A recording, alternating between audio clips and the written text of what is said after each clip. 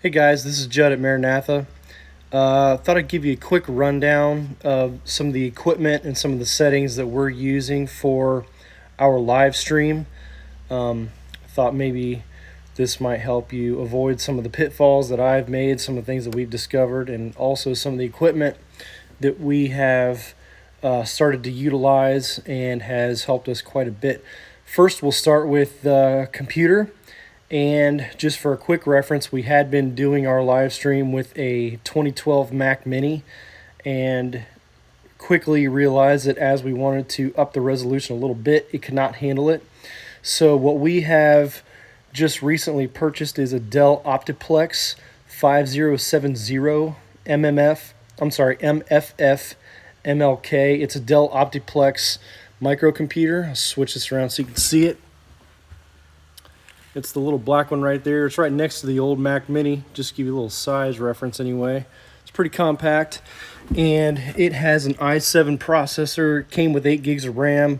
We put an extra stick of 8 gigs of RAM, so we've got 16 gigs of RAM in it. The machine itself is about $940. And that really is the heart of what makes everything run smoothly, at least. If you would like to broadcast 4K, I might suggest something a little more powerful. We looked into a couple gaming computers and stuff like that that had dedicated graphics cards that might be a little better. Micro Center has some of those in stock, but we decided to go this way, and it seems to serve us pretty well. It can broadcast up to 1080 without crashing the machine, but I'll get into that in just a second. Anyway, that's the computer. For our internet, we have 3 meg upload right now, and the way it looks, I'll show you in just a minute when I fire things up.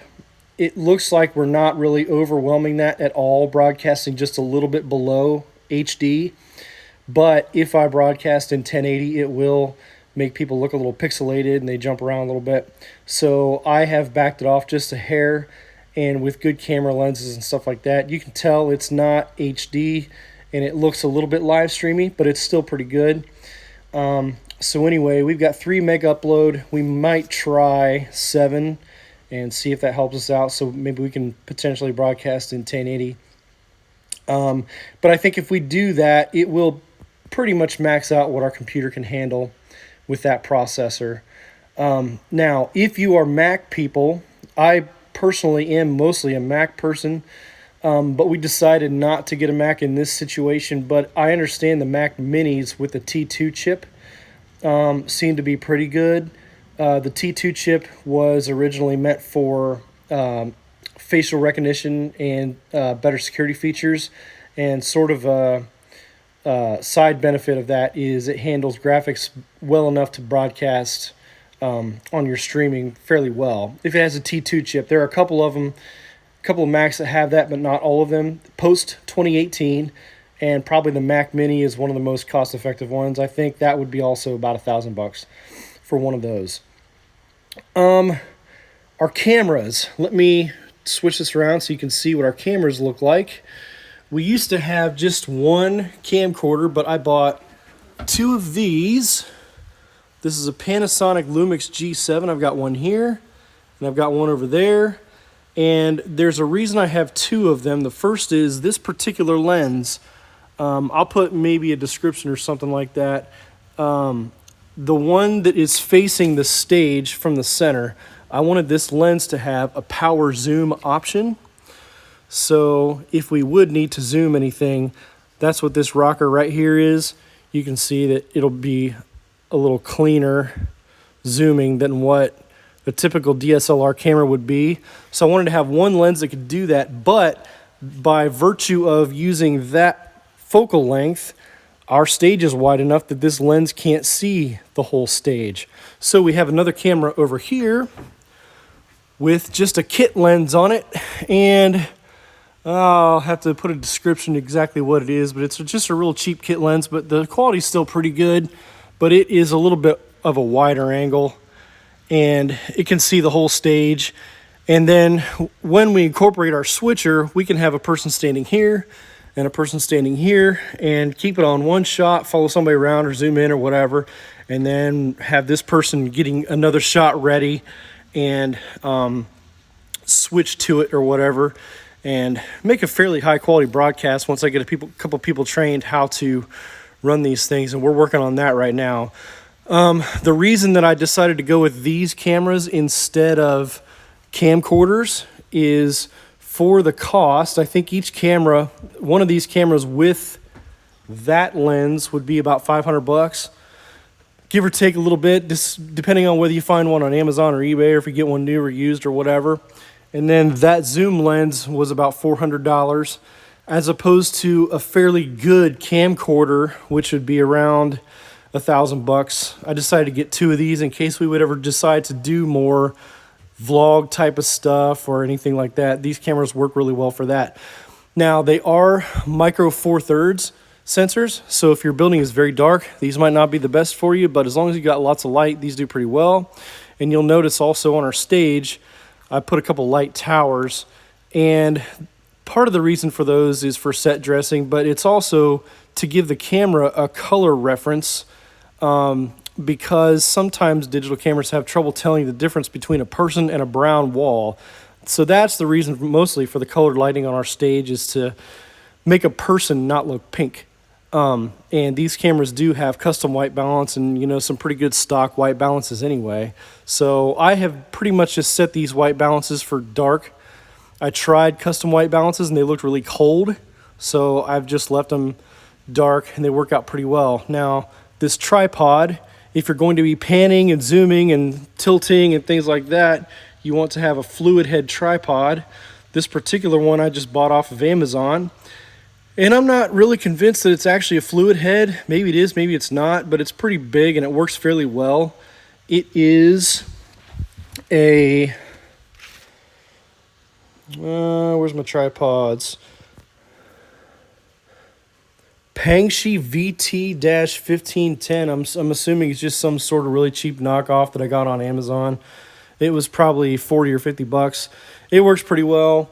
This one actually is a pretty good fluid head tripod that I had myself already. But anyway, these cameras just have a micro HD out, or micro HDMI, I'm sorry, and we run them into a switcher.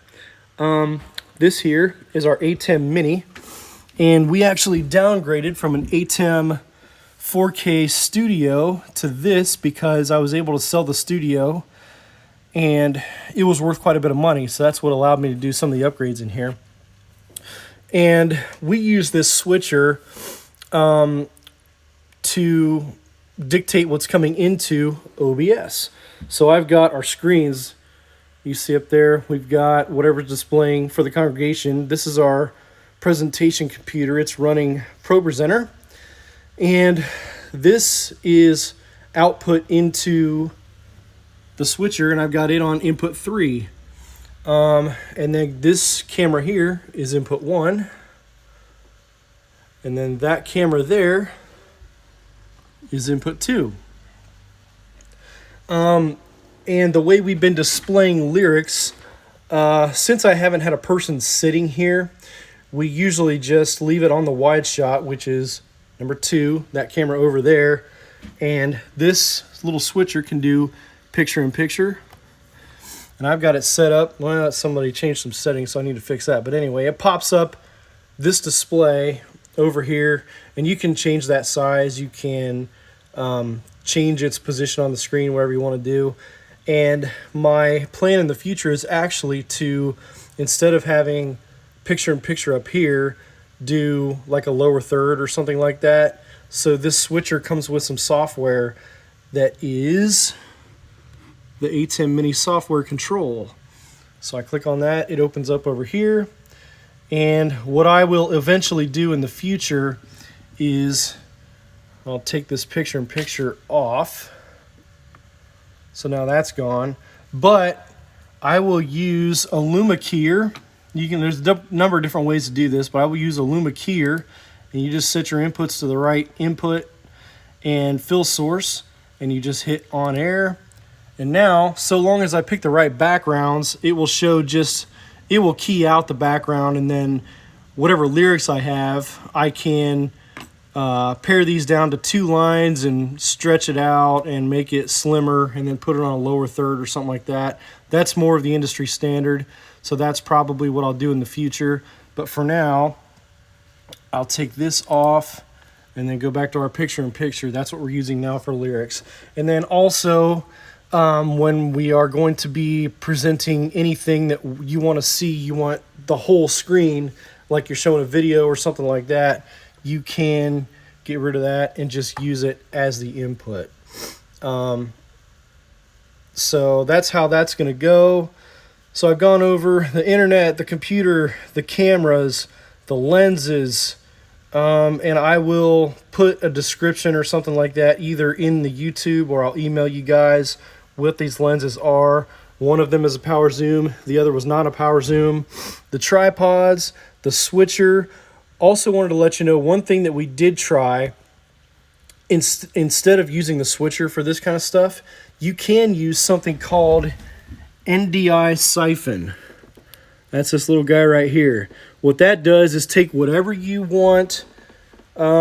We use just this as an output, and it outputs it to the network, whatever network you're on. And so long as that computer's on the same network as that computer, it will put this out to the network, and that computer can pull it down, and you can do some of the same things that you do with the switcher. The only issue with that is it will use some CPU on your broadcast computer because it's pulling it down from the internet. So that is one of the biggest pitfalls to watch out for, is your CPU. So one of the things that I would really recommend is do some real world testing. One of the mistakes I made was, as you bring up Facebook, I'll do this here in a second, you can monitor your CPU usage and then you stream to Facebook and it will jump up. But that is not actually the final CPU usage. Once you hit go live on Facebook, then your CPU usage will jump up again. So even though it looks like you're streaming to Facebook from OBS, if you're not actually going live, you're still not quite done with the real world test yet until you actually go live on Facebook. And I would really suggest doing quite a bit of testing. And I'll bring that up in just a second so you can see kind of what our settings look like and stuff. One of the last things I wanted to show you is sound. The way I get sound into this, our board is the Behringer X32. And right now you're just looking at our main mix, and this would typically be up for the mains. And I am using just a mix bus. So I don't know what boards you guys have, but this one has outputs 1 through 8, 9 through 16. I am using mix bus 12. So all I do is go to this channel, select it, hit sends on fader. This is the mix for our broadcast. I've got on the first layer these number of cordless mics and the sermon mic and stuff like that. Second layer is our band. So that's kind of what that looks like. One other thing that I do that really helps our quality on my microphone, which I lead from, and the white and yellow microphones, I have Mic Mechanics. These are pitch correction and automatic processing. It really smooths things out and does not sound too mechanical. I still do need to work on our mix quite a bit. It's sounding fairly smooth, but I had a lot of trouble getting a really clean signal into the switcher. This particular switcher only has 1/8 inch in, and I think I was having a balanced versus unbalanced issue. I'm using an XLR out of mix bus 12, and I was going straight into the switcher, and it was clipping real bad. So now I'm running that out of mix bus 12 into another interface, and you can get just about any small digital interface. This one's a little bit overkill for what I'm doing, but it's what I already had. But you can get a Behringer one for like $50, I think. And the preamps might not be great in it, but for a broadcast mix, it might be okay. And then this is running straight USB into the computer. So I had to download a driver for the computer, but that's how it's getting audio. And it's nice and clean. And I do have to be fairly careful about every individual instrument, how, you know, just volume and signal. And then once everybody is there playing, it makes a huge difference whether you have a full group or just a couple. If you have a piano with pads, you just have to be really careful about how much signal you're sending the OBS channel. And check. You can see kind of there. This is one of our microphones that we never use, so it's real low. I don't hardly have it up in the mix at all. But typically everything is just about right up. I have a limiter in OBS set at -20. Anyway, let me show you a little bit about our settings. I think you probably already know mostly how to get signals, where they need to go and stuff like that. So the computer with its capabilities and the settings in OBS are what will sort of dictate what kind of resolution you can upload. So let me show you what we've got in OBS. I'll go to my settings. I can find the mouse. Now, general, that's all just regular stuff. The stream, that's your stream key, and we're going to Facebook Live. We may change over to YouTube before too long, but that's what we're using for now. We are using a static stream key with Facebook, so we don't ever have to mess with this. I'm assuming you probably know how to do that already. The outputs, we are using simple. We are also recording simultaneously. This is where that goes. Audio bitrate is 160. If you've got more output capability, that might be something, or output bandwidth, upload bandwidth, that might be something you want to adjust. Audio is something I would definitely prioritize over video if you can. And then there's the audio tab where I'm just, you know, setting this to get sound from this interface. That's the VS100. Something you can do is, hang on. PK rate fast. No, we don't want to mess with that. Let me get to the video. Okay. So 1270 is what the base resolution is, but I've actually downscaled it a little bit so that people don't look jumpy or anything like that. If you have enough processing power and bandwidth to upload, you could do 1280 by 720. I should be able to do it, but it doesn't look like our bandwidth at 3 meg is working well enough to do that in the real world. The numbers all show that it should be okay, but it doesn't seem to. If you're trying to save CPU, you can bump this way down. When I was using our Mac, we were using the lowest possible. It was still kind of crashing, but if you do a test in OBS and it will tell you what sort of resolution it thinks you should use, as long as you have a fairly low upload speed, it doesn't really matter what your computer is. It'll probably tell you to use something like this, 568 by 320 or something, maybe 640 by 360. It assumes that you can't broadcast very much at all if you don't have a very good upload speed. So this is what I'm using right now. And if you also need to save CPU, you can change this to bilinear. With our computer now, bicubic seems to be working fine. And I'm using 30 frames per second. I tried it at 60, and it really seemed to tax the CPU. So I left that at 30. I haven't done anything with hotkeys in advanced. I don't think I've really messed with anything. Yeah, I pretty much left that alone. So that's all how that looks. Now on our audio, I do have a filter for, it's a limiter. Oh, I've got it at -15 dB. And that just makes it so that it really should not clip, but sometimes it still can if you got everything clipping into the board or whatever. If you got too strong of a signal somewhere, it'll still clip. It'll find a way. And then in advanced audio properties, you might find you will need to delay your audio a little bit because there's a little bit of latency. And I've got it set at 105 milliseconds right now. I think I need to change that to about 110. So I'll probably go ahead and do that. And I didn't know that I had an issue with that until our picture was clear enough that I could see Rick's mouth. So change that to 110, and that really should sync up the audio with the video fairly well. So we'll close that. And I think that's really all as far as what our settings look like. Let me go back and see if I can see our video bitrate. I don't think I mentioned that. I don't really need to worry about it too much. Make sure you just do real world testing. And there are plenty of tutorials and things like that on YouTube where you can find out which settings you can tweak to save some CPU. But I try to set everything so that it runs usually at about 50%, sometimes about 60. So anyway, it'll peak around there. And keep in mind, if you open any programs, it will probably spike your CPU usage.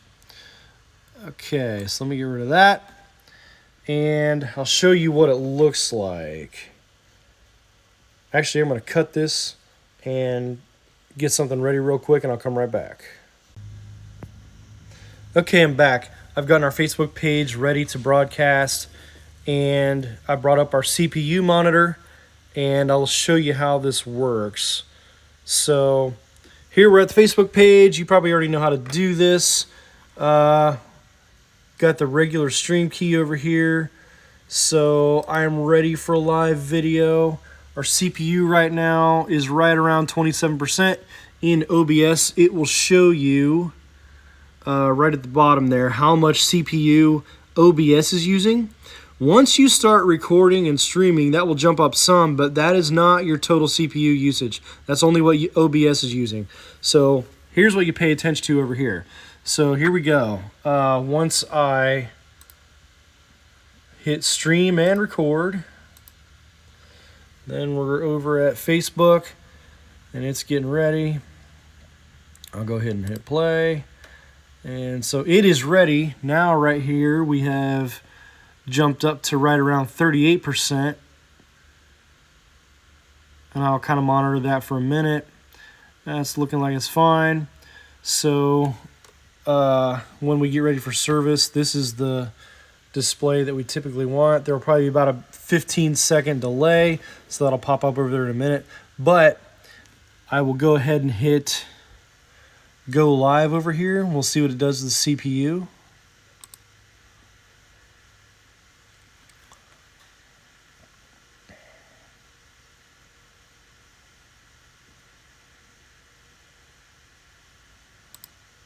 All right, so now we're live. It should be giving me some analytics right here. Not analytics, but stats anyway, for video and audio. I'm not really sure why that's not popping up, but at these settings, usually our video is about 2.1 or 2 meg. Audio is about 170 kilobits or whatever. So it looks like we're using about 2.1 megabits upload. So we should have about a whole megabit of headroom with the settings that we have now. CPU is about 50%. And the only thing that I really do that will change that now is our countdown video in OBS. I've got that saved as a scene. So when I first bring it up on Sunday mornings, I'll go to the countdown. And it is just stored in OBS. So this computer is playing this countdown, and it'll jump up just a little bit since we're playing that. And that pretty much is it. I feel like at 50% CPU, every once in a while we'll have a spike. If a program opens up, it'll spike up to 100. So you just got to really watch that. But the only things I would really strongly suggest are try to find out how much upload bandwidth you have, how much CPU your processor has, and what it can handle, and do real-world tests, and find a way to monitor your audio as well. I am just monitoring straight out of the computer. I've got just a pair of cheap little headphones that this cable runs up to the computer so that I can monitor, and if I need to adjust anything, it's kind of hard to do it in real time. So we're sort of trial and error right now, and if we can make some adjustments after church on Sunday but survive the service, that's kind of what I do. But I really try to prioritize Rick's or our head pastor's preaching mic. That's what people are listening to the most. And if it's crackling or staticky the whole time, people won't listen to it. The music, we're still tweaking. That's pretty hard to get right, and something's a little bit different every week. So we're sort of trying to get that in pretty good shape. And it's getting there. But just keep in mind that your house mix, whatever it is, will not sound good over the internet. So make sure you have some sort of separate feed going to your stream than the house mix, because it will not sound right. And ideally, if you can monitor that mix without sitting right in the house, if your board has some sort of, if you can hook it up to Pro Tools or something like that where you can do a live audition or something like that, I can, but I haven't set that up. I haven't had the time. If you could do something like that and tweak it that way without sitting and listening to everything coming through the mains, because that really affects what you can hear, that would be ideal. But anyway, if you have any questions, let me know. I think overall, with all the upgrades we did with the new computer, the 2 cameras, the switcher, the lenses, and I had to get a couple converters and things like that, it probably cost us $2,500 or $3,000 probably total with the computer. But the church really stepped up and helped us out with that, and by selling our old switcher, I was pretty much able to pay for everything else that we had to do, and most of it is pretty readily available. If you want to get a switcher, they can be a little tough to come by because they're in such high demand right now. There's also an Atem Mini Pro. It's got some features that might be useful, but I went a little cheaper and just got the regular one. So if you have any questions, let me know, and hopefully this is helpful. Thanks a lot, guys. Bye.